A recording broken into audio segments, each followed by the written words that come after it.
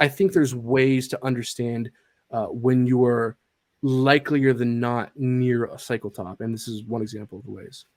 Is that something? So if you think about, how long have you been doing TA? How many years?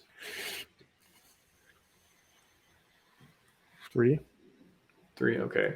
If you could, go back and say, okay, let's say you knew about Hex, you could buy it, way before 8 cents, stuff like that, and just stake it for three years, let's say.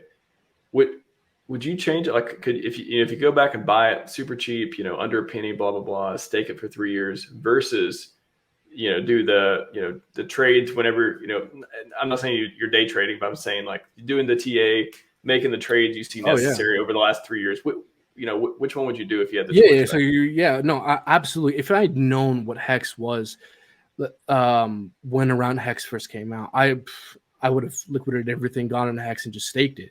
Absolutely. My only thing is, like, again, I'm trying to, like, I've changed into just a long term investor because, look, I'm not arguing for long term or for trading here or anything.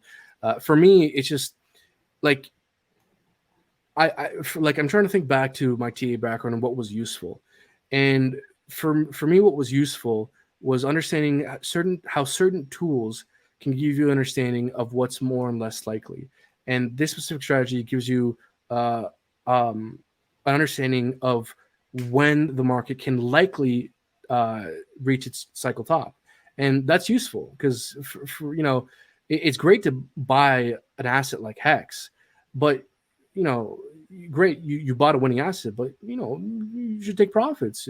How do you know when to take profits? Again, you could just ladder your way out, and that's fine every like 2x, whatever it is. But for me, this is a helpful, useful strategy for kind of knowing roughly when a top might be. Yeah. And so that's kind of how uh, that's kind of how I take what I think is useful from kind of my TA background and kind of incorporate it into my new strategy of kind of long term investing, long term holding.